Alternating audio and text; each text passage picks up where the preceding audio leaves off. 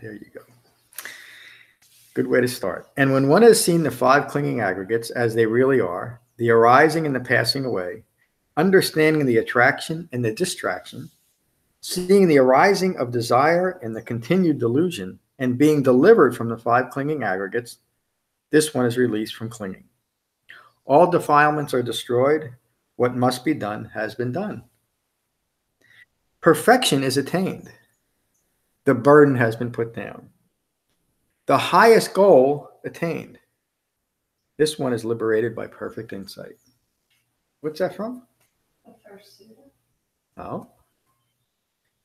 Don't you people read my emails? Oh, that's the Enlightenment Sutta. The Arahant Sutta. And that's another sutta where it is the entire Dhamma is included in there, isn't it? And we know that now because when the Buddha was directing Vacchagotta, Anuradha, and Malankiputta, he referred to, I teach understanding five clinging aggregates. I teach the understanding of anatta. I understand the teaching the one thought that we all need to have. This is not me. The five clinging aggregates are not me. Now, the reason why I am including these additional short suttas is there is a record. It said that the Buddha taught 311 suttas in a 4-day period. So I'm going for it. But he had the benefit of teaching in other realms at the same time simultaneously. I'm not there yet.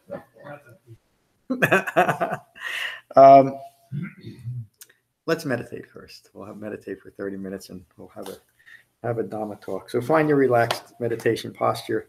Gently close your eyes and gently close your mouths. Now is time to meditate.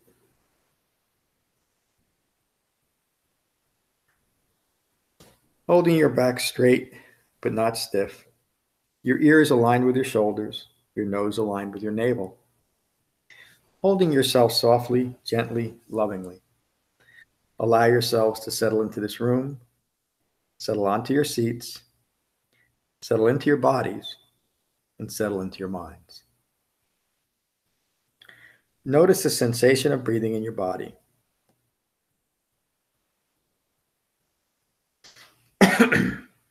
Become mindful of your inhalation and your exhalation, your in-breath and your out-breath. While remaining mindful of your in-breath and your out-breath, notice if feelings arise and thoughts are flowing. We are sensitive and conscious beings. Feelings arise and thoughts flow. The purpose of meditation is to increase concentration and not be distracted by the arising and passing away of feelings and thoughts. Notice the arising and the passing away of your breath in your body. When you find that you're caught up in your thinking again, simply acknowledge the distraction and return mindfulness to your breathing. Relaxing your thoughts, remaining mindful of the arising and the passing away of your breath in your body. And we will continue to meditate for 30 minutes with callbacks every 10 minutes.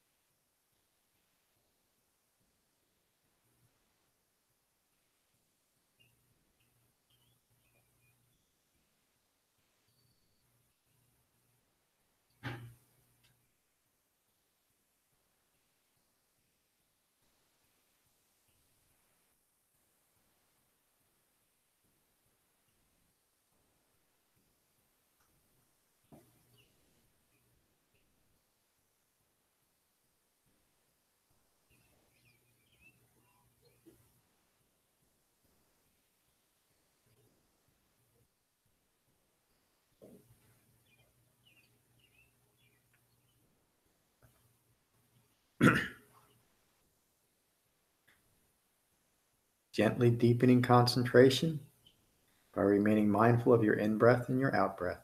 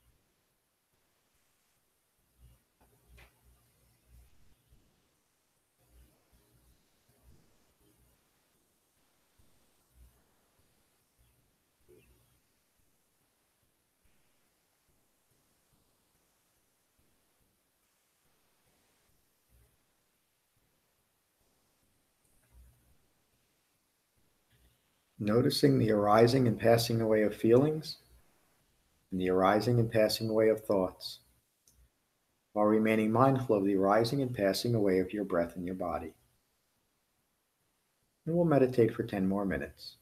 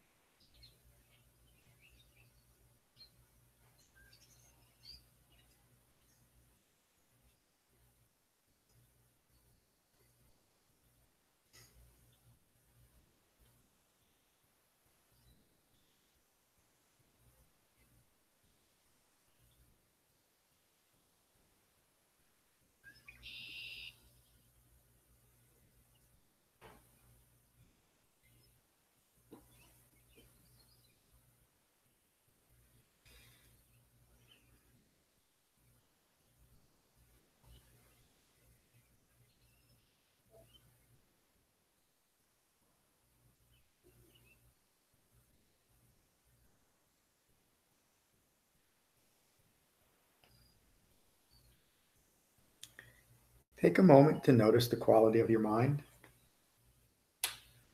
Be at peace with your mind. And when you're ready, you can gently open your eyes.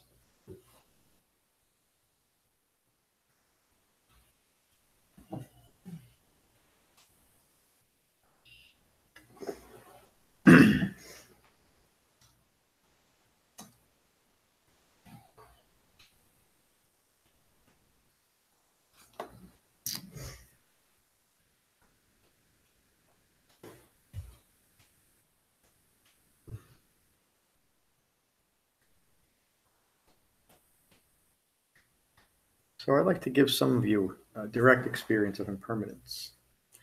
Ron, would you move about 3 inches to your left?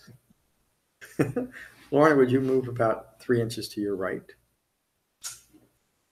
Okay. You were moving. And Matt, would you move the same It's not 3 inches. to your right? Just about. It was like I was looking at him and he was going away. I could tell Oh, you're good. I just want to keep my eye on Laura and Liz and David. I just want to see your faces. That's all. As best as I can see them. So you'll see the Anapanasati Sutta is a famous sutta. That's another one that's been misapplied, misunderstood. It's taken as meditation, instruction for meditation, when it's really just a description of the results of a proper Dhamma practice. And the Buddha is using some senior monks that are now teaching the Dhamma as an example of what we're developing. And you'll see all the tie-ins to what we've talked about up until now, including those different references to the proper application of mindfulness, to the 5 hindrances and the 5 clinging aggregates, 7 factors of awakening, et cetera, et cetera. That's also included at the end of this sutta that I probably won't read again because we've just gone over it. But that's the whole point of Dhamma practice, to develop mindfulness so that we can address the problems that we have. And some of the suttas teach the problems. Some of the suttas teach how to deal with the problems. And this is an overarching view of how to develop a Dhamma practice.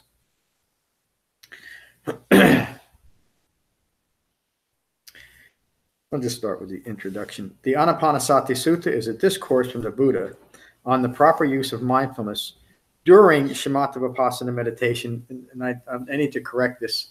This is going to be in the revised edition of Becoming Buddha and in all of our Dhamma practice. So it's not just in meditation.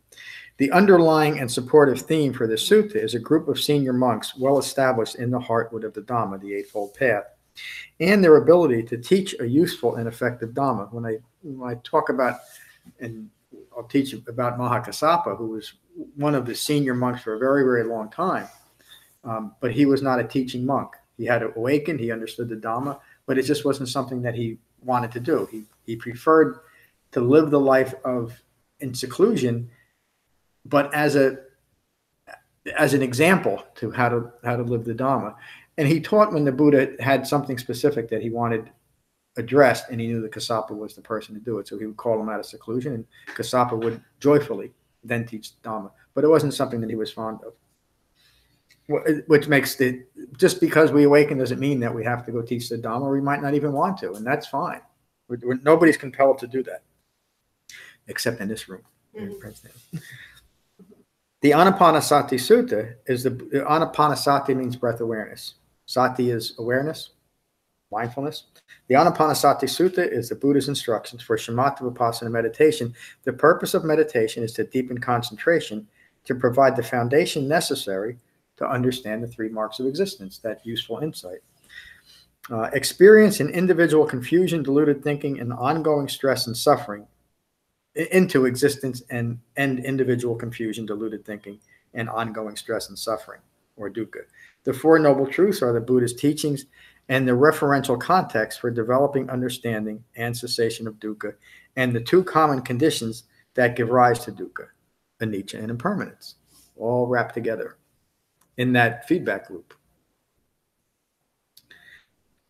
Anicca, anatta, and dukkha are the 3 marks of existence. The 3 marks of existence describe the common human experience that results from a mind rooted in ignorance of 4 noble truths. The purpose of meditation is described in 2 suttas that is included in the book, including the Kimsuka Sutta and the Yuganada Sutta. Okay, that's the introduction. That's as far as I'm going to read of the introduction.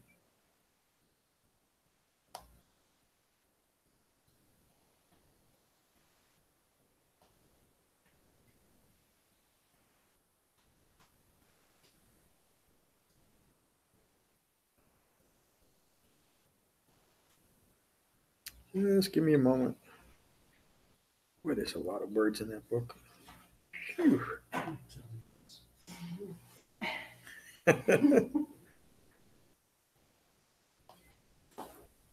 I set a bookmark. Let me guess, the new version is not Oh, it's going to have another 1,000 pages. It'll be a lifetime read. Where is this? Where am I? Yeah. Pardon me? It's a 3-volume set. Yeah, Too big for one it book. might end up being that. I'm sorry, I thought I had it right here, but now I can't find it. He's been holding back until he felt we were ready to learn this extra knowledge. Yeah, well, that's really true. I think I was talking to Jen earlier that I wouldn't have even introduced to the extent that I did the Satipatthana Sutta, although we did talk about it on last retreat. And I made a conscious decision to not introduce the Anapanasati Sutta because I as a Sangha, I didn't feel we were just quite ready to integrate all of this over the course of a weekend. And we are now. And I think it's not too much, is it? And you're seeing the importance of it, isn't it? I mentioned to Lorna. Pardon me? So my head is still in one. Think about what we're going through in these 4 short days. If the suttas were spread out over the course of 4 retreats, if I taught maybe 2 on one retreat and then a couple more on the next, and we had a nice, quiet, relaxing, playful, you wouldn't have the context, would you? It wouldn't have the impact and the integration when it's taught as a cohesive practice. And that's what I'm trying to do. And I think and again, I couldn't do this with people that didn't have the context already, that didn't understand it. And I think you're all ready for it. I have heard on one occasion, the Buddha was staying at Savatthi in the Eastern monastery. This was during Upasata day of the full moon. Many of the elder disciples were with him. And there's a whole long list that I won't go through, but including some of the more well-known Sariputta, Moggallana, Kassapa, Ananda was there, and a bunch of others. During this time, the elder monks were teaching the Dhamma. They were each teaching novice monks with groups ranging in size from 10 to as large as 40.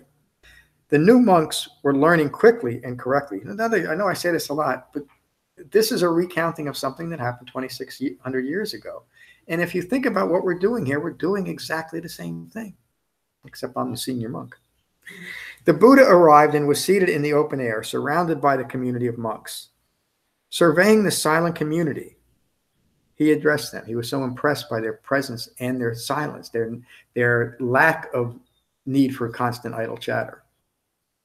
Monks, I am pleased with what is taking place here and the dedication to develop the Dhamma and the realization of Nibbana.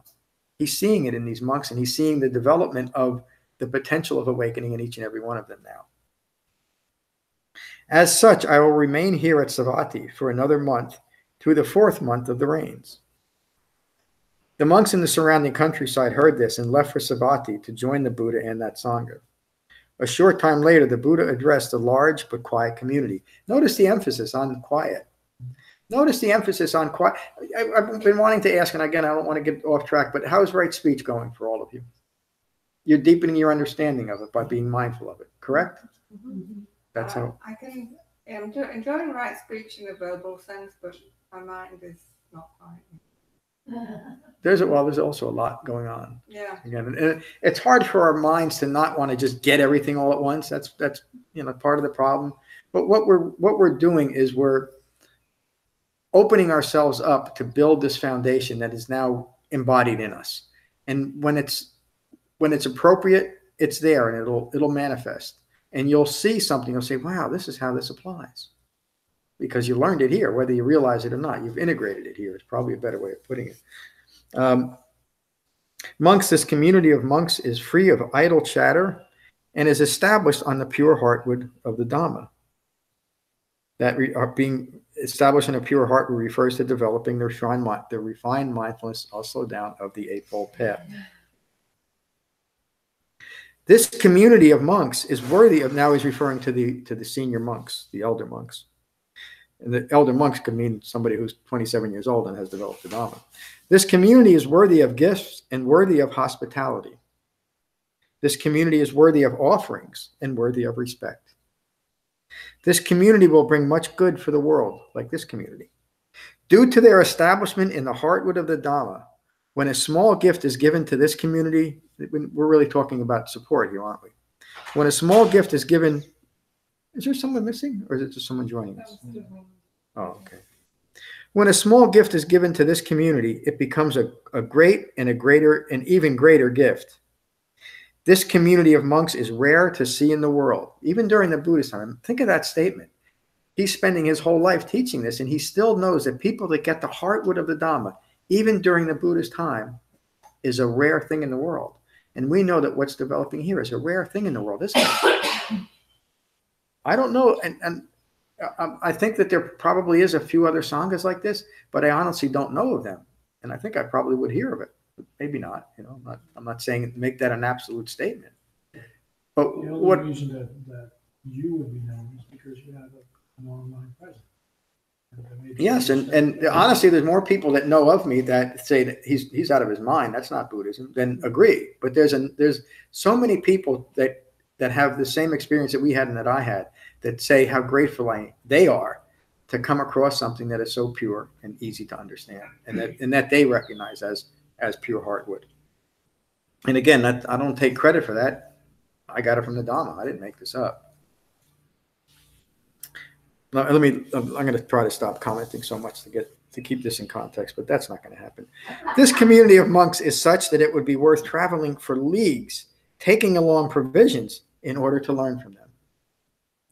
How much more praise could you give someone, if you want to call it that? And imagine listening to this from the Buddha.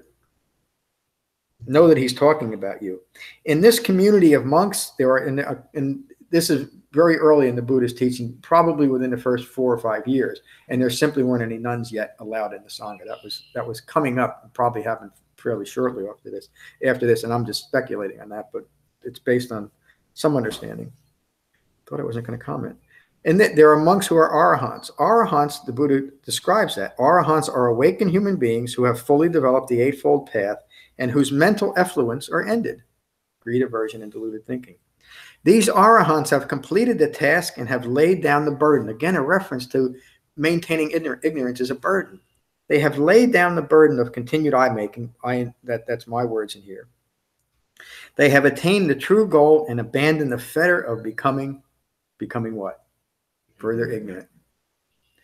They are released through right understanding, right view. Such is this community of monks. In this community of monks, there are monks who, abandoning the 5 lower fetters, are totally unbound, and I'll talk about that, are totally unbound from clinging to ignorant views. Their minds continually, my word, continually, resting in equanimity. Such are the monks in this community of monks, the 5 lower fetters. Self-referential views, or anatta, or I-making, grasping at rituals, and these are all things that the Buddha has referenced in different ways, and now they're classified as the lower fetters. And lower doesn't mean insignificant. It means that these are the foundational fetters, the base fetters that we must address before we can get past them. They can't be ignored. Grasping at rituals and practices, uncertainty, meaning lack of conviction, craving for sensory stimulation, and ill will towards oneself and others. Also relating to the hindrances in a very clear and direct way.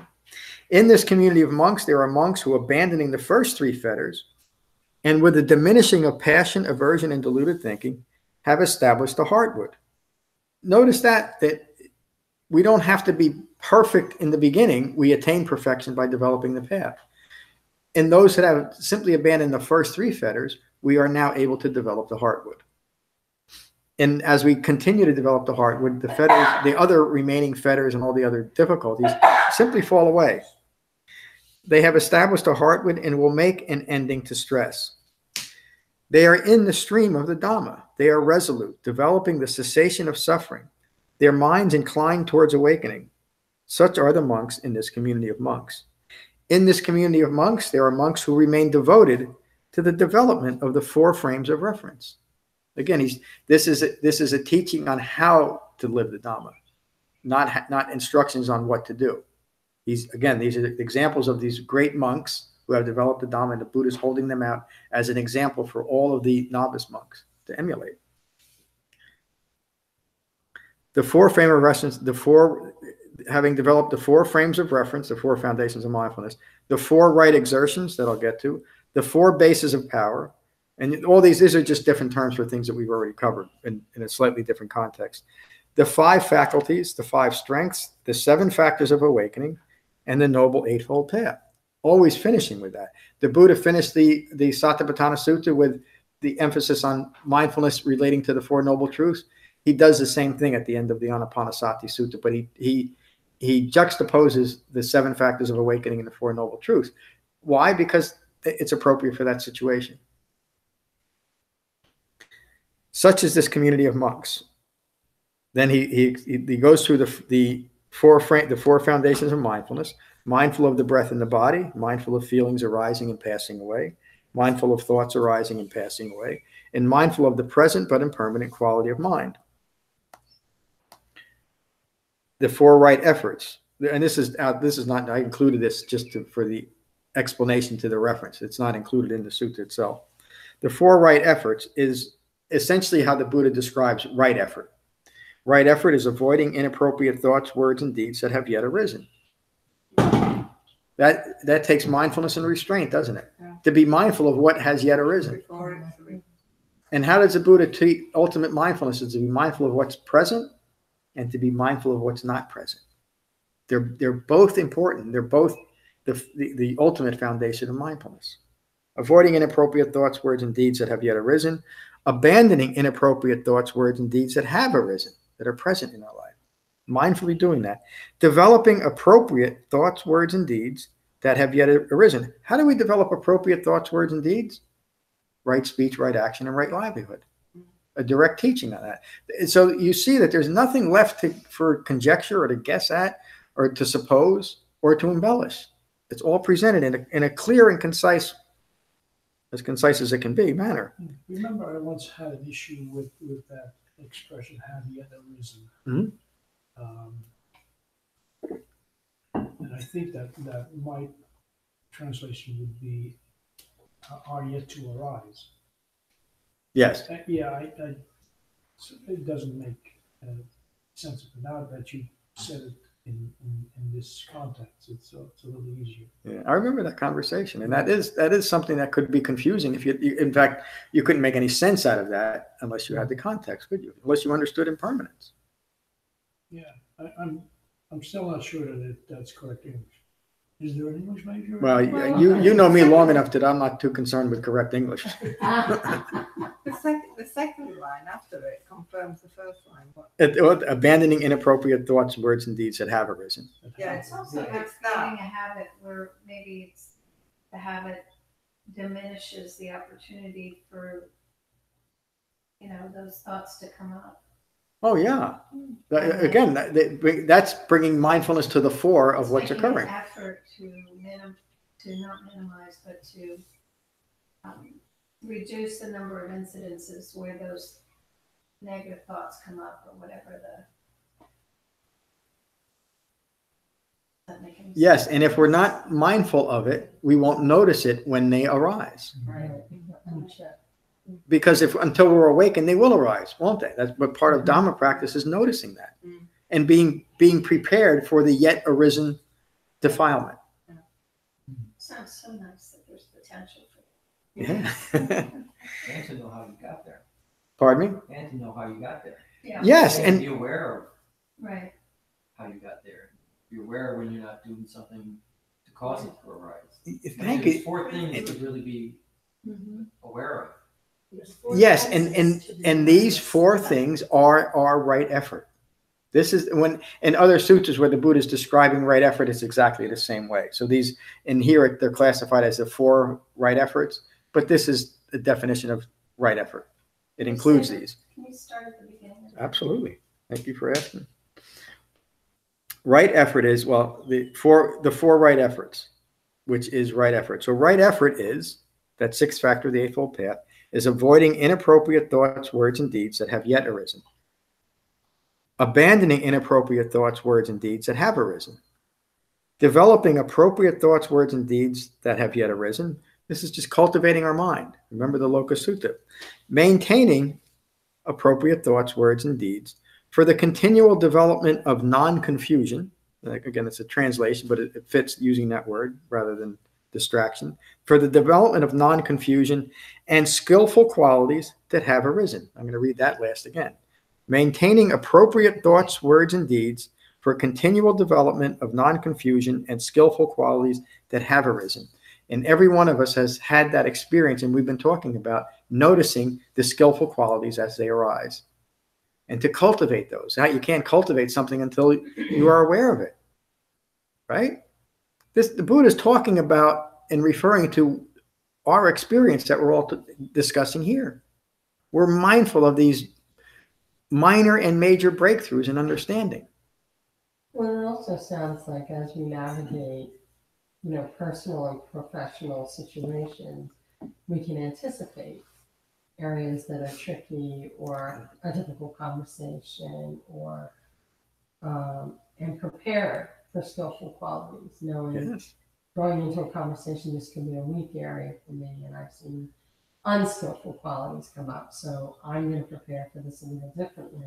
That's exactly being mindful of unskillful qualities that have yet arisen. You know that the potential is in you because you've had the experience of it, but now you can do something about it. You can actually stop it because you're mindful of what might occur in this moment. I know that in this situation, I often fly off the handle. Well, now you're mindful of it and you can practice restraint. And it is just that practical. And you can help possibly the person in front of you Absolutely. to see when they're spinning out of right speech, even if they're not part of a practice. Well, it's simply by your own mindful presence. Yeah. And again, they don't need to be part of a Dhamma practice. You can push against. Yep. So it runs out of steam. Yeah, exactly. And that's just it's kind of like a universal law. Right. What you resist persists. What you allow goes away. Could somebody hit the light, please? Because it's probably nice and bright for all of you. One night. Pardon me? There were 3 words one night from something: ardent, aware, and Ardent, aware, and mindful. mindful. Yeah. Right. So that seems to apply to right effort. Absolutely. I like those 3 words. Yeah. That they are those 3 words together really put the focus on how we apply mindfulness, isn't it? Right. We're ardent and aware. Right. And that's the gentle quality of mind that we develop. In other words, we're not ardent. I'm not Right. standing at the gate of my defilements. Right. I'm just ardent and aware that they're there. Eightfold path. Yes. Yeah. And that's why I say always be gentle with yourself. But the Eightfold Path is the most gentle way we can live in the world, isn't it? Because it's the most gentle way we can address the gross ignorance in our own life, which is the most gentle thing we can do for ourselves and all others. Somehow I keep getting off track. The 4 bases of power. No, I'm not. Our discussions are as important as the Buddha's words, especially now that we have the context. The 4 bases of power. Calm, rooted in concentration. Persistence, rooted in concentration. Right intention, rooted in concentration. And wisdom, rooted in concentration. So what's the ultimate base of power in the Dhamma? Concentration. Right. That's why the Buddha taught meditation, to develop concentration, and for no other reason. The 5 faculties: conviction, enthusiastic engagement or joyful engagement, upekkha; right mindfulness, which points to that there's such a thing as wrong mindfulness, holding in mind ignorant views; concentration, and wisdom. The 5 strengths: conviction in the Dhamma, which is sada. Remember that I taught a few times on the article Sada, A Question of Faith. And in most of the translations of sada is translated as having faith, which makes the Dhamma a religion. A better translation of sada, and the Pali language has one of the difficulties is it's very contextual. One word can mean an infinite number of things depending on the context, and sada is one of them. In this context, conviction is a better translation of sada, because we don't take faith that this is going to work. We know that it works because we've taken refuge and we've seen the practicality of it. But like someone who is going to, you want to go to university to learn medicine. If you're mindful enough, you're first going to investigate the school, and then you'll look at the professors, and then you'll decide on one professor. You might read his thesis, and then you can convict with great conviction to go learn something. But you wouldn't do it without that. You wouldn't decide I want to learn medicine and just walk into any school and say, teach me, because you wouldn't know what you're learning. But yet that's what we do with our minds. Well, we want something simple and easy that I can deal with rather than address ignorance. It takes conviction, but it certainly doesn't take faith, does it? In fact, it doesn't work on faith. It only works with conviction. Another word for that I use more often is wholehearted engagement. That's where conviction carries us. The Buddha mentions that here, conviction with the Dhamma. Conscious, which means regret at misconduct, which isn't a self-flagellation type of regret. It's simply an acknowledgement that I have done harm to myself and others, in a way to be mindful of it so that we simply don't do it again. Again, be mindful of what's arisen, be mindful of what the potential of what could arise unless we address it. I was born an angry kid, and every time I acted out in anger, I was disgusted with myself. Even when I was a little kid, and nobody likes that. We tend to justify it and blame other people, but nobody likes to lose their mind. It's such an awful feeling. I haven't felt that way in a long, long time. But I was doing it to myself, and it was rooted in ignorance. I'm not making an excuse for it. I didn't know any better. And it was all that I could do was get to the point that my frustration from not knowing led to that type of behavior. And I know it, and for a long time I was mindful of it, of the potential for it to arise. And gradually I was able to diminish that. And if you talk to people about, did you know John when he was 17 or 18 or 23? Yeah, I knew him. He was a good guy, but he was always flying off the handle at this and that. That was me. I lost my mind, but I got it back. Like my friend Ken, the Jesuit, said, it's okay to lose your mind. Just get another one. And this way we can get a really useful mind, can't we? Concern for the suffering of others. Persistence for integrating the Eightfold Path as a framework for mindfulness, and mindfulness as a framework for mindfulness and for others' life. We develop a profound appreciation and understanding of other people's suffering through understanding and putting aside our own ignorance. And it really is the only way that we can be true bodhisattvas imbued with the wisdom of the Dhamma. Wisdom or discernment, which is penetrative understanding for the arising and the passing away of suffering and all phenomena. My words. And the 7 factors of awakening, we'll go through it quickly. Mindfulness, penetrating investigation of the Dhamma. Enthusiasm, rapture or joyful engagement. Calm, concentration, and equanimity. And then the Noble Eightfold Path is mentioned here. I won't go through that. Well, let me go. Right view or right understanding, right intention or right resolve, right speech, right action, right livelihood, right effort, right mindfulness, and right meditation. The Satipatthana Sutta requires a well-concentrated quality of mind, which leads to that right meditation. Okay, I want to skip ahead. You've all read this, right? Mm-hmm. The Buddha continues, in this community of monks, there are monks who remain devoted to the development of goodwill and compassion. Now notice that, and this is where people get hung up too. So it's a practice of just being in goodwill and compassion. That's the practice. It's not the practice, because we can't be in truly goodwill and compassion unless we've eliminated the fetters, unless we've eliminated ignorance. And unless a path directs us to that, then we're just going to be forcing goodwill and compassion on others. Mm-hmm. To prove what? To prove what? That I'm not the ignorant person that I really know that I am. Yeah. Those are, and I'm using strong words just to make the point. Pardon me? It's a good explanation. Thank you. In this community of monks, there are monks who remain devoted to the development of goodwill and compassion, to concern and equanimity. the previous word there is important. Devoted to goodwill, compassion, concern for others, which is really the same as having concern for my own well-being when you see it within the framework of the Dhamma. I can't have concern for others unless I attend to my own needs. I can't attend to my own needs unless I'm equally concerned for others. Equanimity. Devoted to compassion, concern, and equanimity. They understand the relentless decay of the body and the impermanence, the arising and passing away of all conditioned things. Just a reminder, he's referring to these monks that have attained the goal. Such are the monks in this community of monks.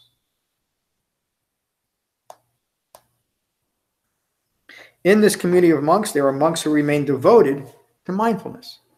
If we're going to develop like these senior monks, we must remain devoted to mindfulness as the Buddha taught mindfulness. Again, not out of context. He's teaching this in the context of the 4 foundations of mindfulness. Who remain devoted to mindfulness of the in-breath and the out-breath. Simple mindfulness, isn't it? We can all do it. Mindfulness of the in-breath and the out-breath, when appropriately developed, is of great benefit.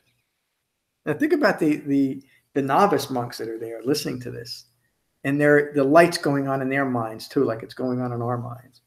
Mindfulness of the in-breath and the out-breath, when appropriately developed, is of great benefit.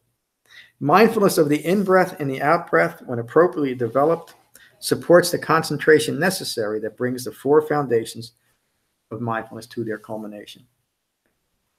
Mindfulness of the in-breath and the out-breath brings the culmination of the foundations of mindfulness. When feelings arise, come back to the sensation of breathing, the in-breath and the out-breath.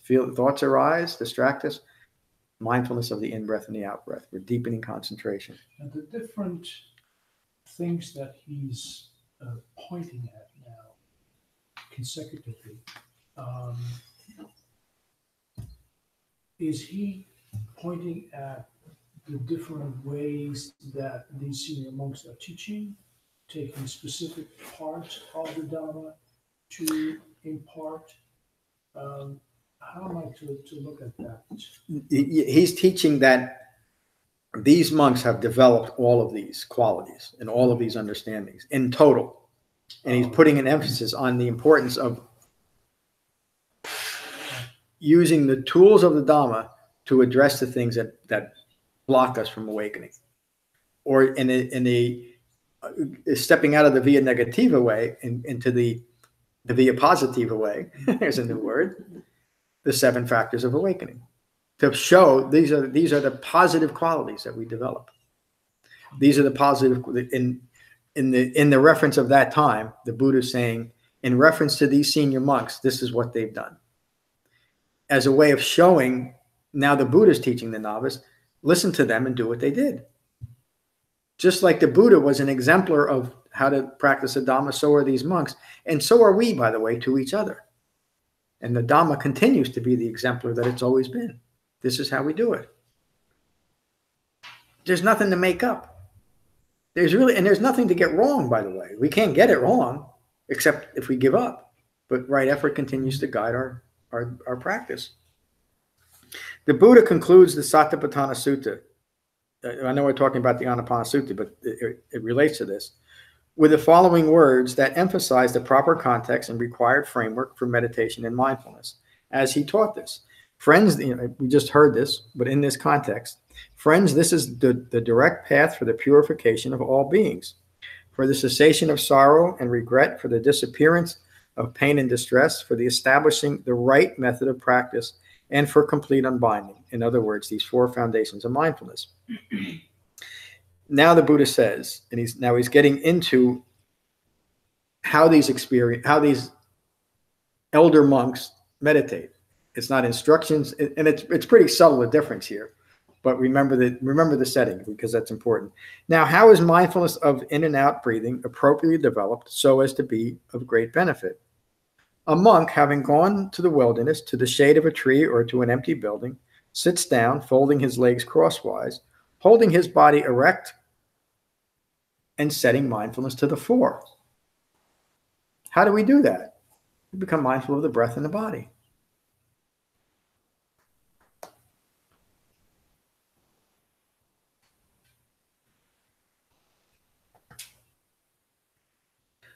Always mindful of the breath. They breathe in. Well, he breathes in, talking about a singular monk. Always mindful of the breath, he breathes out. When breathing in long, he notices I am breathing in long. Notice the Buddha is not teaching to manipulate a long breath. We simply, when we're breathing in long, we notice the length of the breath. And we shouldn't get over fixated on that. It doesn't mean that we should create a Dhamma practice that is starting to pick apart the shortness or the longness of our breath. Simply be mindful that that's what your breath is. And it doesn't need to be any different. It's a long breath. That's it. That's the only consideration we need. We don't even need to go that far. What the real instruction is to not be distracted by whatever breath is arising in your body. When breathing in long, he notices I'm breathing in long. Breathing out long, he notices I'm breathing out long. And how can people make a whole practice out of this when you look at these instructions? Why would you want to? Or, the Buddha says, when breathing in short, he notices I'm breathing in short. Or when breathing out short, he notices I'm breathing out short. However we're breathing, just notice how you're breathing. If we start to manipulate it any way, we're stuck in eye making. Right? We already see that. But I can see how easy it is to go from here to go into this whole constructive thing. Oh, yeah. This is how you should be breathing, and you have to go through all these different breaths in order to attain whatever. Yeah. And that's exactly how it's taught. That constant breath manipulation and overemphasis as a meditation practice. And so every step of the way, it's just more distraction, isn't it? Instead of coming back to the pure sensation of breathing in the body. And if you lose the context of the 4 foundations of mindfulness, this very important teaching, you lose your meditation practice, don't you? Because now you're substituting even the awareness that's gained from being mindful, dispassionately mindful with the feelings and thoughts arising and passing away. You never get there because you're more concerned with how I'm breathing. Mm-hmm. And let me breathe. Let me do a 45-minute meditation of, and I've been in meditation rooms where you can see people holding their breath because they're trying to, they're manipulating it. And there's, like there's some value in that. And your mind is so focused on how long can I hold my breath, or how short can I make it, or how long can I make it, or how long can I be mindful of a long. It's going down this initially distracting path that can only continue distraction.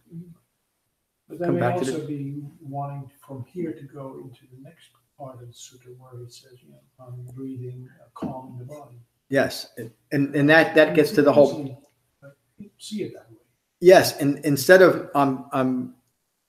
of seeing in the context of the 4 foundation of mindfulness that it is by being mindful of the breath that bodily fabrications calm as a result of, not as a manipulation of.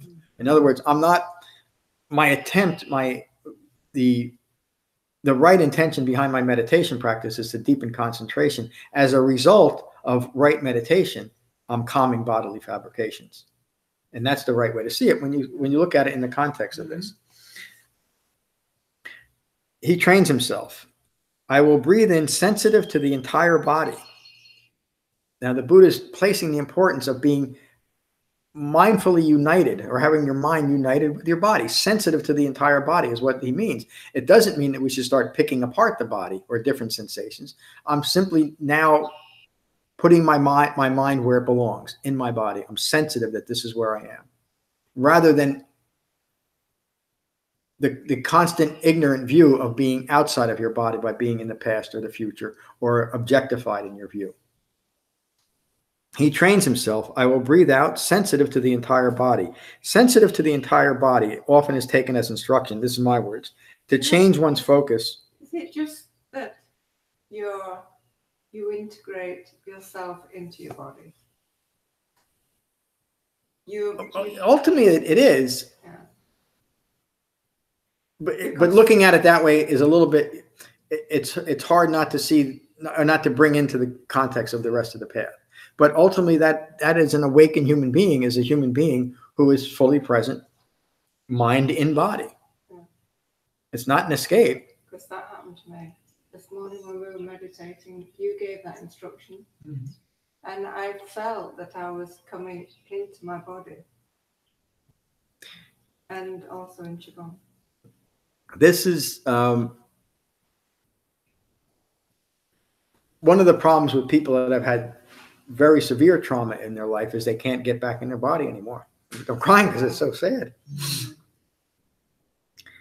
And often this will work. Sometimes it doesn't. Sometimes people that have severe trauma often cannot just take to the Dhamma. But I've seen people that have, and they put it all past, and they've healed their own minds. But all of us, I've said this before, all of us are subject to trauma. Ignorance creates ongoing trauma or stress in our lives. And it forces us out of our body. And we must remain, in order to maintain ignorance, we have to stay out of our body. And that takes constant effort. And again, this is why Qigong and how Matt approaches it, because he understands the Dhamma and Taoism far better than any of us, including me. That's how it works.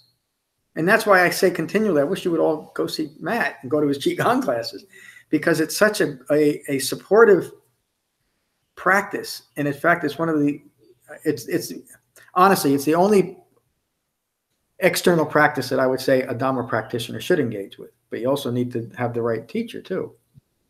But again, the whole point is to have your body and mind united and have that be enough. And when the body and the mind is united, it is enough. Because you realize there is nothing else except living a mindful life and enjoying a piece of chocolate cake every now and then. He trains himself. I will breathe out sensitive to the entire body. I'll leave the rest of that explanation. We're really covering it.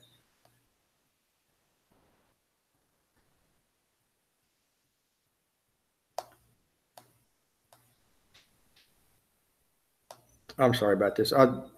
If I had the time, I wanted to break this all down so I could just read continuously, but I just, thank you. He trains himself. I will breathe in calming bodily fabrications. So that could be interpreted as I'm breathing in for the purpose of calming bodily fabrications, but put the punctuation properly. I will breathe in calming bodily fabrications. By engaging in a true concentration practice, I calm bodily fabrications. He trains himself. I will breathe out calming bodily fabrications. The in-breath and the out-breath.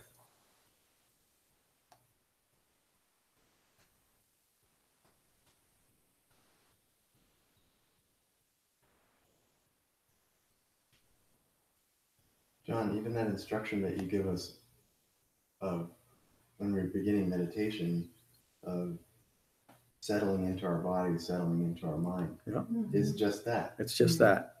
And yeah, those instructions that we're now using is something that I wanted to introduce to our Sangha for at least a year, maybe two, but we didn't have the context. And those instructions would be and prove to be a distraction to some people when they don't have the right context. But they don't know why is he saying those things? Well, now you know why I'm saying it, because that's the Buddha's teaching. But also not. Go ahead. I just think that it's so wonderful that you emphasize that subtle difference between breathing and calming bodily functions versus Breathing in order to. Breathing in order to, So because we have enough practice with trying to control things that we can't control, and we need to practice right meditation. Right, yeah. That's why it's called. That's why you keeping reminding us of that over and over again, and just despite all of these other teachings, it's just remarkable. Thank you for saying that. And I learned that from actually reading the Satipatthana Sutta and keeping it in context. The Buddhist begins with be mindful of the breath in the body, and then the rest of it. So we're not to manipulate feelings or thoughts, which are bodily fabrications. That's what he's referring to here, by the way, if you didn't pick that up. We don't do anything with it. a bodily fabrication, a feeling has arisen, we know now, come back to the sensation of breathing. I don't have to force that feeling out. In fact, we've learned that we can't do anything about a feeling that has arisen except to come back to the sensation of breathing. Yeah, I'm sorry, Liz. No, that's right. So just, I mean, there's several things going on and the effects of punctuation and everything, but physiologically, not even deep breathing, but calming breathing can affect your central nervous system. Absolutely. And the whole, is it the vagal nerve? Vagus nerve. And that's what a lot of therapists are using with trauma patients to find a way to connect with that part of your which is an ancient body of nerve endings. And I mean, it's part of a prehistoric kind of system, from what I understand, and that addressing things from that physiological point of view of being able to, and you don't have to know any of this to know that when you sit and you breathe, it can calm you down. You'll have that experience. But with, like you were saying before, with people who have had serious trauma, PTSD, veterans, they're that's one area that they focus on, is this whole breathing effort and how it affects the nervous system. And where's breathing done? And In the body. And if you think about it and you breathe deeply when you're in a stressful situation, for me, that breath sits close to my stomach. It kind of, it affects those nerve endings in that part of my body. So there's a physiological reason to the breathing. Not that you have to sit down and consciously say, okay, I'm going to breathe into my vagus nerve. It's more organic than that. But it is something that people with trauma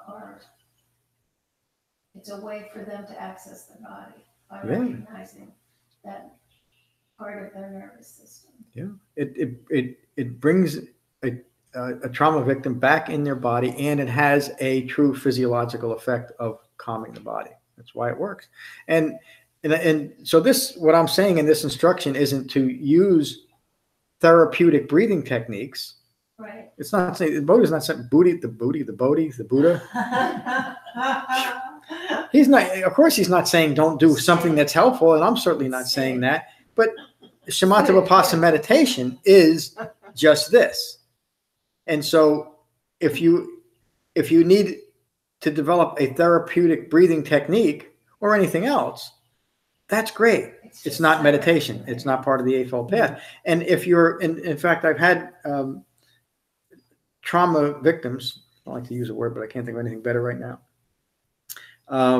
that have such a difficult time just being mindful of the breath.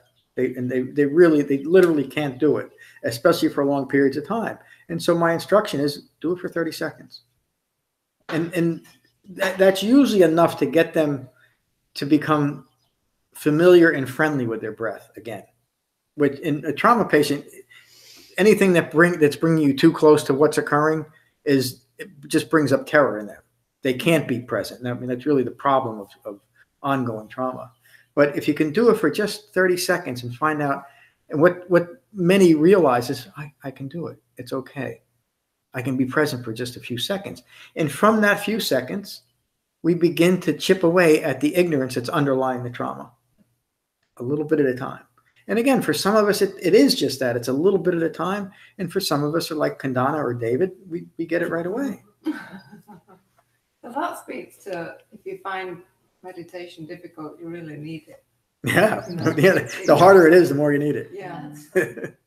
Yeah. Well, and the Buddha realized, I mean, trauma existed as long as people have been around.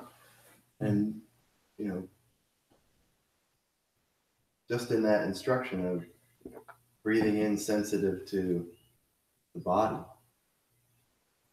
is somatic experience and getting someone into their body, which is where this experience is happening. And the only place that healing can take place. Exactly. The external means that we have developed have nothing to do with bringing us into the body. A couple of Percocets or whatever, you know, for instance. They don't put us in our body. They take us, and again, sometimes we need to have those. I'm not saying we should never touch a medication. They save lives too. But they don't do anything about developing awakening. They do literally keep it. I mean, you know, when I broke my back, I was on Percocets for 6 months. Having a broken back wasn't so bad until they stopped. And then I was back in my body. And then having a broken back. He trains himself. I will breathe in sensitive to rapture.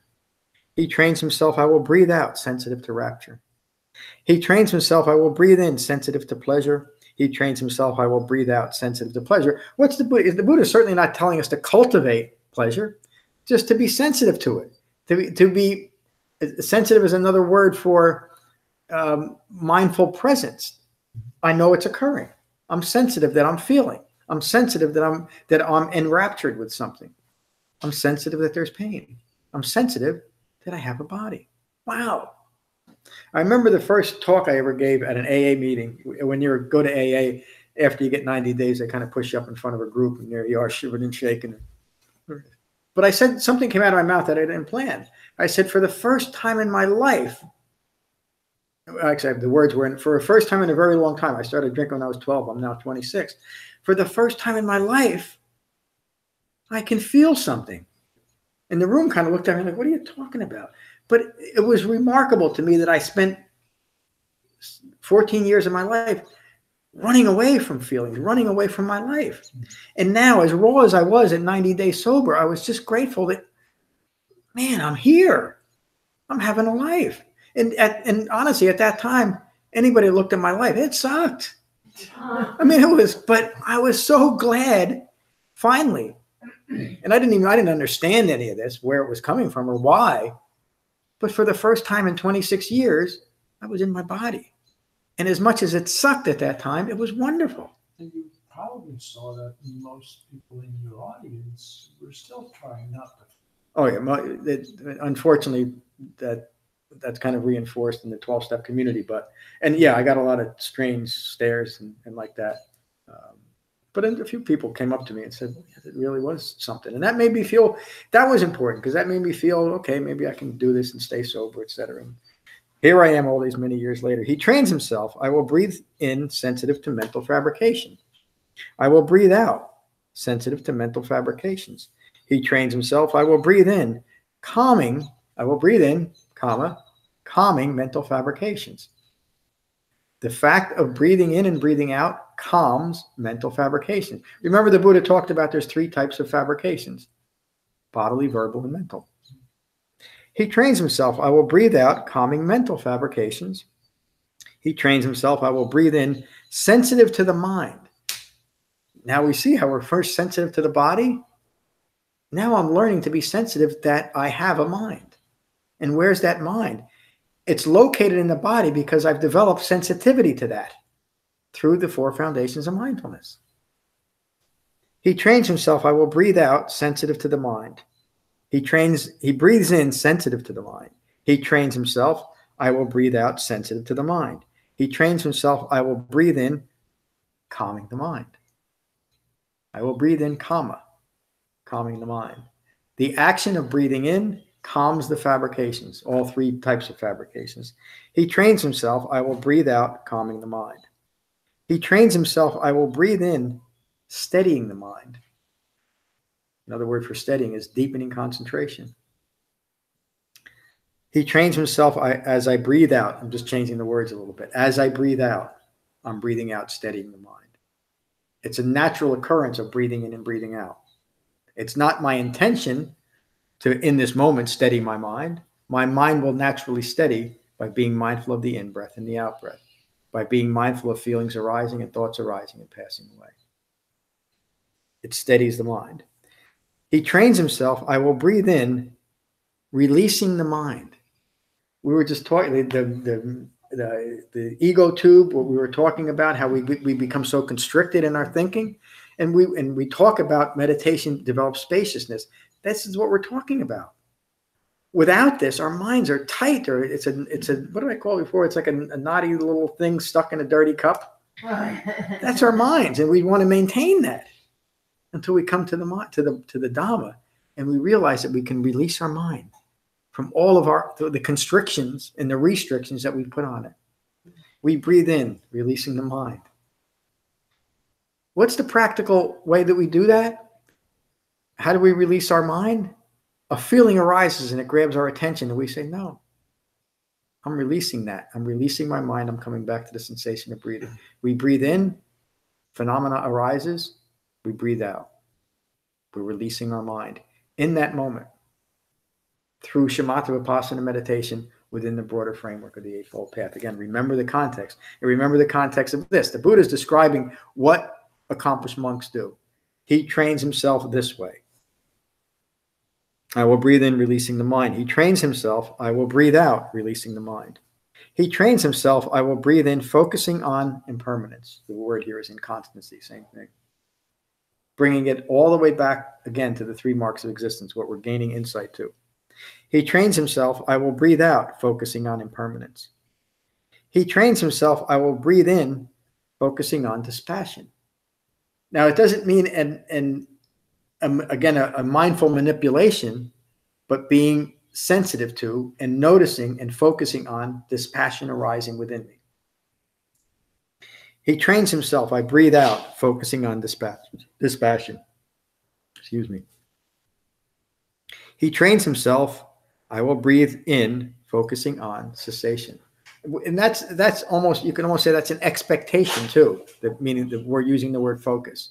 I'm looking for it. I'm focused on seeing it. I want to have the experience in my mind and in my body of the cessation of suffering. I'm focused on it. He trains himself, I will breathe out, focusing on cessation. He trains himself, I will breathe in, focusing on relinquishment, being mindful of relinquishment. He trains himself, I will breathe out, focusing on relinquishment. This is how mindfulness of in and out breathing is developed and pursued so as to be of great benefit. Let me just see if we're going to go to this. Now, how is mindfulness of the in-breath and the out-breath appropriately developed so as to bring the four foundations of mindfulness, the four frames of reference, to their culmination? On whatever occasion a monk breathing in long is mindful of breathing in long, or breathing out long is mindful of breathing out long. Notice the Buddha's not making any distinction or placing any importance on any breath. Or breathing in short is mindful of breathing in short, or breathing out short is mindful of breathing out short. They continue to train their mind. I will breathe in and breathe out, sensitive to the body, bringing mindfulness to the fore, meaning bring mindfulness to what is occurring right now, and uniting the mind within the frame of reference of the breath in the body. The frame of reference, a mind united with the body. That's the frame of reference for a life of dispassionate, ongoing mindfulness. A mind united in the body. And how do we do that? The Buddha continues. He trains himself. I will breathe in and breathe out, calming bodily fabrications. On this occasion, when this occurs, the monk remains focused on the breath in the body in and of itself. That last phrase, and it's something else that's a little bit ambiguous, but what it means, in and of itself, means simply free of distraction. There's nothing else to this. It's just in the body. Yes. Yes. Let me go back. The monk remains focused on the breath in the body in and of itself, ardent, alert, and mindful, while putting aside craving and distress with reference to the world. Bringing it right back to the Four Noble Truths, isn't it? But while you're focusing in the body, you can only be in one place. You can only think and focus at one place at a time. So if you're in your body, you're automatically disconnecting from phenomena, etc., etc. Yes, the mind can't multitask. No. We can try If to, you're but we in your can't. body, We cannot. Mindfulness everything means to else hold is in done. mind one thing. And what's the one thing we should hold in mind? Yeah, that's part of it. It's not me. That's it. The Buddha continues. I tell you, monks, the in and out breath is unsurpassed as a body among bodies. I'll explain that in a second. On the occasion that one remains focused on the body, free of distraction, ardent, alert, and mindful, they are putting aside craving and distress with reference to the world. Unsurpassed as a body among bodies refers to a mind united with the body. In other words, the external view is another body, and this is a body, but I'm out of it. But now I'm united. I have joined my body among all the bodies, all the external phenomena is the other reference. Let me get this. On any occasion, a monk trains himself. Now, again, the Buddha is now taking this all the way back. He's explaining what the great accomplishments all these monks have done and how they've done it and what they've addressed. And now he brings it back to the simplicity of the Dhamma. On any occasion, a monk trains himself. I will breathe in and breathe out, sensitive to rapture.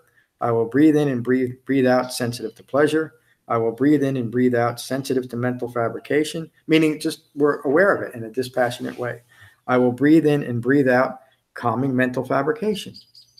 On this occasion, this monk remains focused on feelings free of distraction, and the word is often in and of themselves, ardent, alert, and mindful, while putting aside craving and distress with reference to the world. I tell you, monks, that mindfulness of in-breaths and out-breaths can be seen as a singular feeling among feelings, meaning it's a singular experience that is not tainted by distraction. It's a singular feeling among feelings. The Buddha is using a term that we might say as something we don't want, any type of feelings, and reminding us that a feeling is okay as long as it's not self-referential or reinforcing ignorance. That's a singular feeling. It's a feeling that has no attachment to it. That's what's a singular feeling. It's just a phenomenon that arises. There's nothing else added to it. There's no me there. Can be seen as a singular feeling among feelings, which is why the monk on this occasion remains focused on feelings free of distraction, ardent, alert, and mindful while putting aside craving and distress with reference to the world. Whenever a monk trains himself, I'm sorry. No, it was just those two. One, mindfulness of in and out breathing is as the body of bodies, and then mindfulness of in and out breathing as feeling of a singular feeling of A feeling. That's what that instruction in Qigong this morning was that when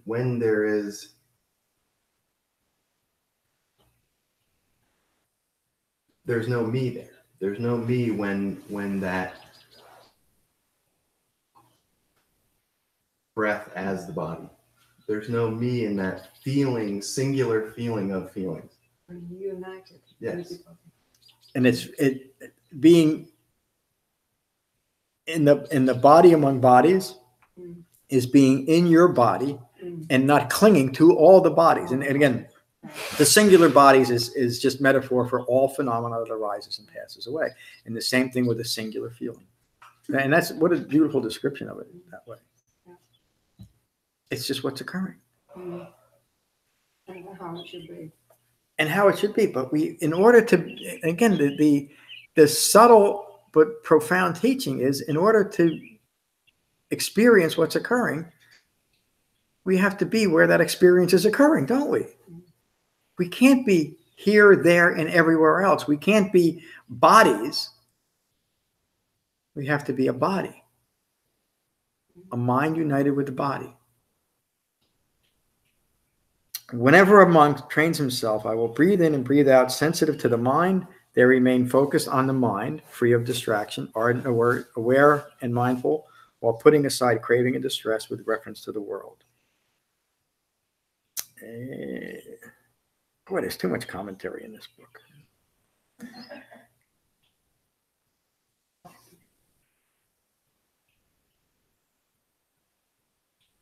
Whenever a monk trains himself, I will breathe in and breathe out, satisfying the mind. I will breathe in and breathe out, steadying the mind. I will breathe in and breathe out, releasing the mind. They remain focused on the mind, free of distraction, ardent, alert, and mindful, while putting aside craving and distress in reference to the world. When this occurs, this monk remains mindful of the in-breath and the out-breath, free of distraction, ardent, alert, and mindful, while putting aside craving and distress with reference to the world. This is so important. I do not say that there is the development of mindfulness of breathing, for one is forgetful of these instructions, or dismisses these instructions, is indifferent, one of the hindrances, or who is not fully aware of these instructions. You know what? I'm going to say that once more and just and end with that. That's the end of this section anyway. There's more to it in the article on the website, and there'll be more in the whole article will be included in the revised edition. I do not say that there is a development of mindfulness of breathing, for one is forgetful of these instructions or is not fully aware of these instructions. So all we got to do is follow the instructions. And we have been given basically all the instructions we need. It's all part of the Eightfold Path. It's all part of mindfulness of the in-breath and the out-breath. And when we see it that way, the time we spend on our cushions engaging in shamatha vipassana meditation is then the microcosm of what we take off our cushions into the macrocosm of our life, isn't it? It's just that.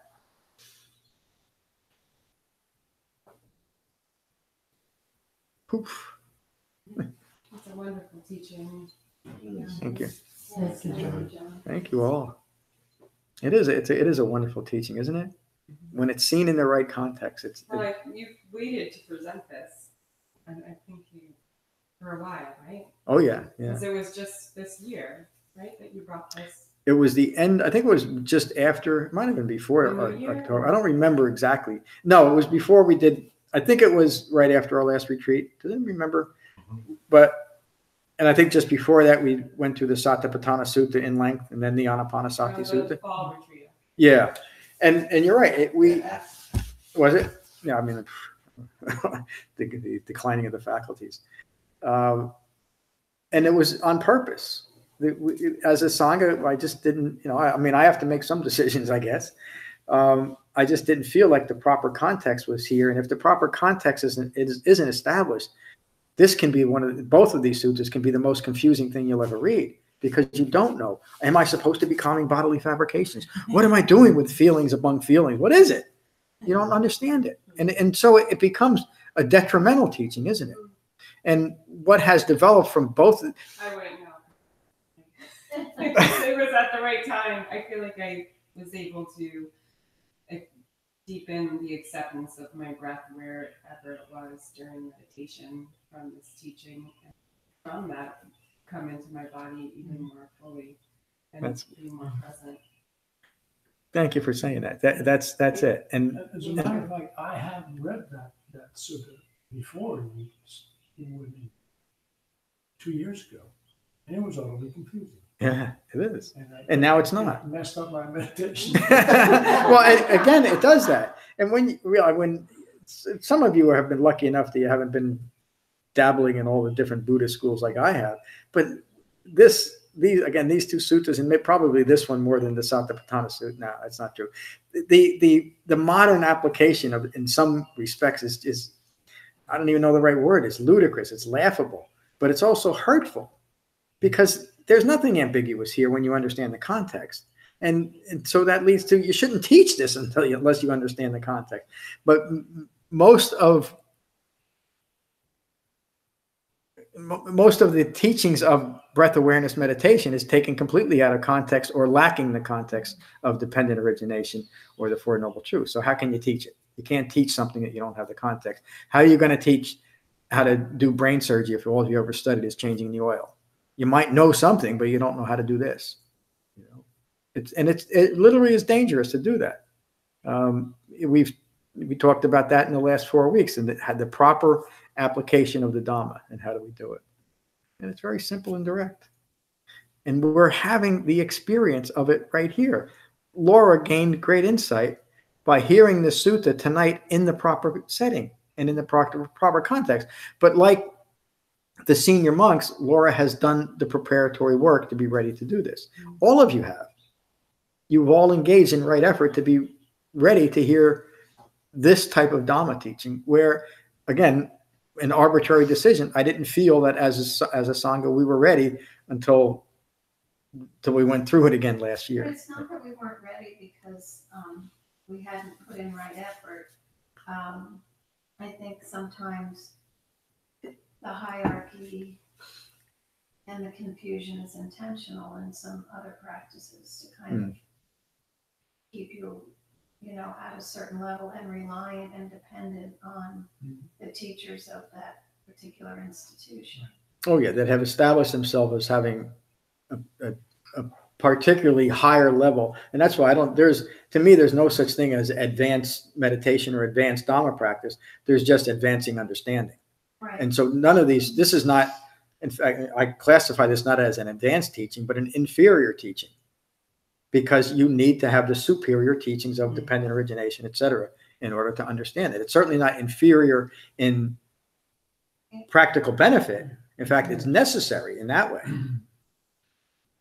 But it certainly is inferior in context, meaning it's not useful unless we have the proper context. You might want to find a different word. Yeah, I'm trying to think of like not ancillary, but I thought a secondary teaching, Yeah. meaning relying on the primary teaching, primary, but that, secondary. It's a little better. yeah, you think so? Yeah. Inferior teaching, because it's such a great teaching. How could you possibly call it inferior? Now I got to change my mind. Thank you. Teach you how to do that. Right. Okay, well, you know what I'll be thinking about tonight anyway. So really, we're preparing ourselves for real life. Yes, for finally having a real life. Yeah. Yeah. So what we do in our meditation cushions when we are mindful of our mind, in real life, we have to be more prepared to try and stay within our body. Yeah. Yes. And be mindful of our mind. And be mindful of our body in our mind. No, Yeah. be mindful of our mind in our body. Yes. And remember what we started yeah. tonight's session with, being mindful of the arising and the passing away of the aggregates.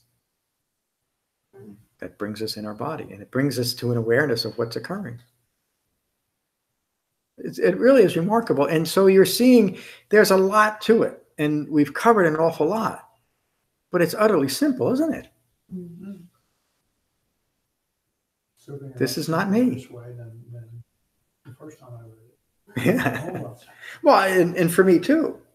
When I came across these things, everything was out of context because I hadn't yet understood.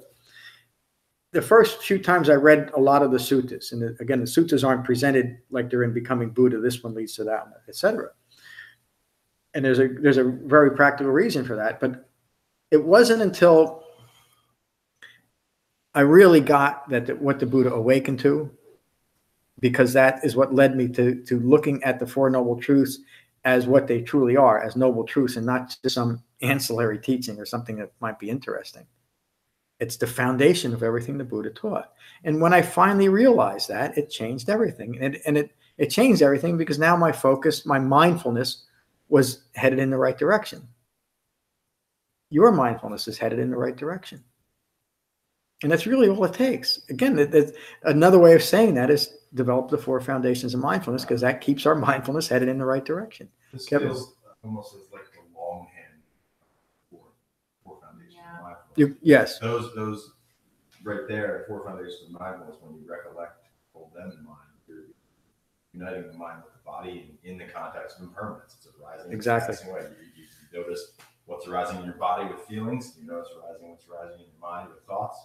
You notice the quality of your mind, and that process will keep happening.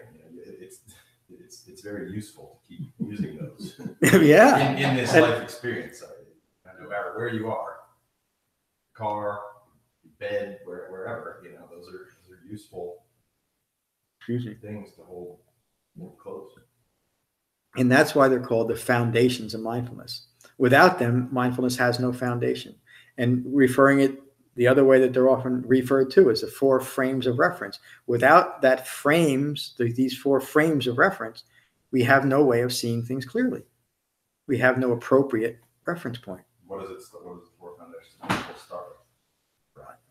Yeah, and you can say that it also ends there. Yeah. The culmination of that, the Buddha referred to that. The culmination of the 4 frames of reference is back to the beginning. The understanding of the Dhamma brings us right back to what the Buddha awakened to, ignorance. Simple. I don't know why you just can't get it.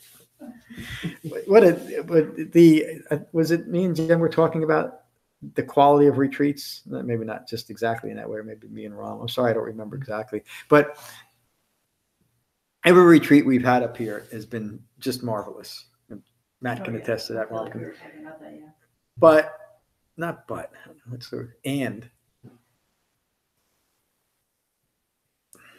The experience of the Dhamma has never been more profound than it is in this retreat. And I said exactly the same thing last year. As a Sangha, we are developing the foundation of the Dhamma. Class by class, retreat by retreat, on your own practice, session by session by session by session. And the culmination of all of your right effort is present in this room today. I can remember the struggling that went on, at least from my end, the struggling that went on in the first retreat, in the second retreat. Yep, we've had conversations on Yeah, that. my head was spinning. Yeah, but you stayed with it. And then that word that we were talking about, the steadfastness. And all of you have that quality, or you wouldn't be here. You'd be somewhere else on this wonderful summer weekend, wouldn't you? Almost summer weekend. Is it summer yet? No, June. How many retreats have there been? I think 37. No. I think 6 or 7. 6. So These are none of us can come with what the actual number.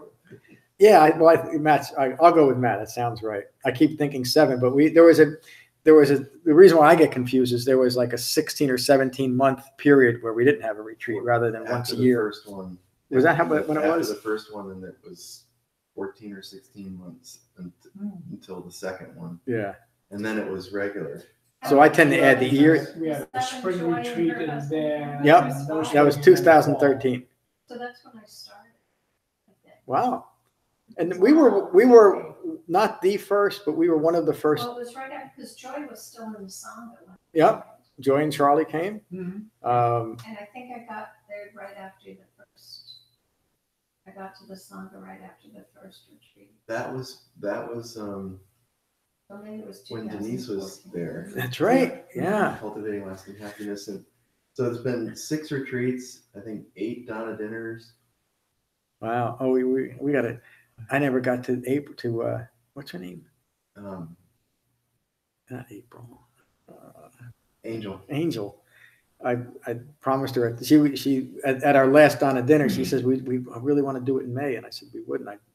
I just dropped the ball, and I'm going to call her. We're not going to do one in May. I'll call her and apologize, but we will do one and that's something else that's remarkable. That Donna dinner, it's persisted, and it's brought such great benefit to the town, which is really what Matt and I beyond the Sangha. I mean, it's remarkable. That's remarkable in its own, but how we've directly impacted Frenchtown. And it's cool. Other groups and other people have taken that potluck community food experience and done it for their own causes and different things that they want to do in town. Bonnie did one, and somebody else did one. So it's neat. It's Yeah. you know, Dana. Steal all you want. Exactly. Yeah. I mean, I'd love to Give it away. see how it every week, imagine that. But The other thing that's happening is the artists in the community are getting organized. yeah. They have the art tour, which was really successful. And it brought the 100 in Art Museum and what Jill is doing at Art Yard and all the artists together for a Friday night reception where the artists never get to hang out with each other and you get to meet people that own galleries, do different kinds of artwork, and it's really, and then just branching out and talking to people in your municipal offices to give them maps of the tour and and then getting the tourism involved in it and stuff. And I think there could be ways that everything can cross over at some point. And There's this cool thing called Creative Frenchtown or creative assets. Yeah. Healing Path Acupuncture is a creative asset, and Cross River Meditation Center is Really? Yeah, I signed you up. Oh, thank you. That one didn't go to the board. No, I mean, this is what I mean. This is an executive decision. I think that's great. I don't need to know. So Creative Assets is a group that they're actually creative assets all over the state of New Jersey, and they now have some financial assistance available for grants to do certain things. Judy Serbinsky's daughter sort of heads up. There's a team, but she does a lot of the speaking about what they're doing. And Your board is coming together, by the way.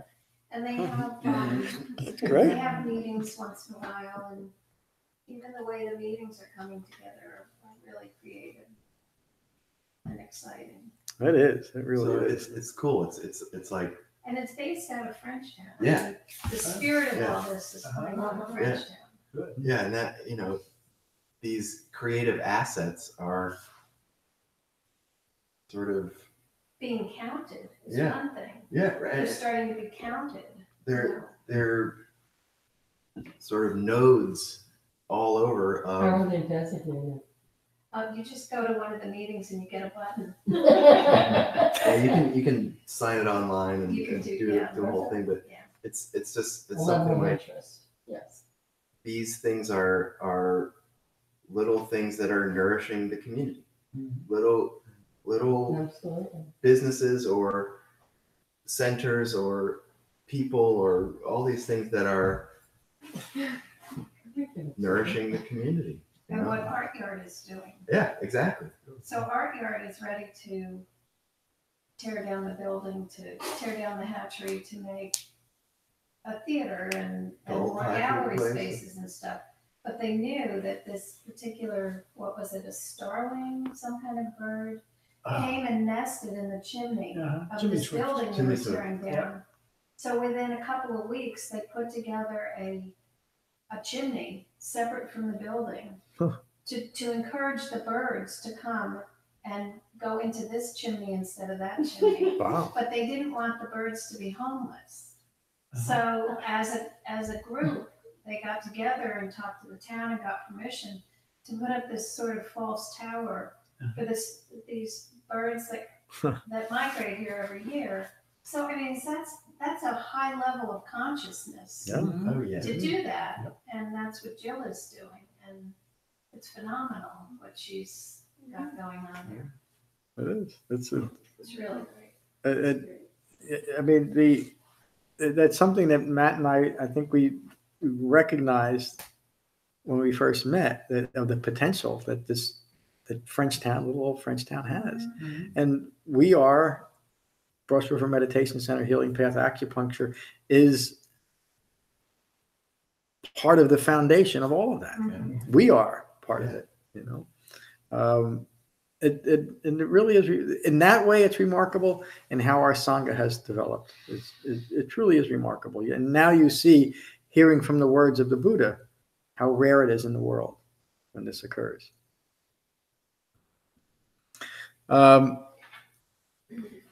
I think that's enough for one day, huh? Wow. We're gonna the weather, yeah. And again, be very gentle with these teachings. In other words, don't grasp at understanding it all, because you can't. But you'll recognize what you've integrated when the situation is appropriate for it. That's just the way the Dhamma is. We also have a strong foundation to go back and review and Okay. put things in the place where they need to be. Yeah. You know. Well, and all the recordings are, well, the voice recordings will be up next week. I got to do some editing there, but the YouTube videos are up now. So, Me too. the Me Too. The weather forecast is it's going to be raining in the morning, but probably ending by 1 or 2 o'clock, which is, and we'll have tomorrow afternoon off, and Matt is going to lead us in meditation. Did you ask if we can go in the hall? I think Karen left for the day, so I'm gonna hopefully catch up with her tomorrow. And if you guys want, we could sit in the main hall, which would be nice. Yeah. And if you do that, somebody just sweep, even if it doesn't seem like it needs it, sweep the floor. You know, it's a good idea. Maybe do a few things in there. Are you going to do your teaching hall? No. The acoustics are really difficult. I have to yell, and it's still hard to really listen. So it's just not a good place to do that. And this works. I mean, this is really a nice setting, isn't it? It's great. It's Yeah. very comfortable. Yeah. Last retreat was a little tight in here, but still. It was. Yeah. This morning, in the morning at 7, we'll be here. Qigong will be inside, probably downstairs, and then after lunch we do Qigong, or after lunch. Why don't you do Qigong in the, I mean, if you can use it, Maybe, you can just do Qigong in there. yeah. Okay. In So where? in the main hall. Oh, So maybe the afternoon sit. I had asked John if I We gotta could get do this straight, this. it's not the gong guy. That's right. All the times and- Wait until you see what they got in there. Are you saying, Just wait. We got you mucked up. I got them mucked up for you. Two-handed.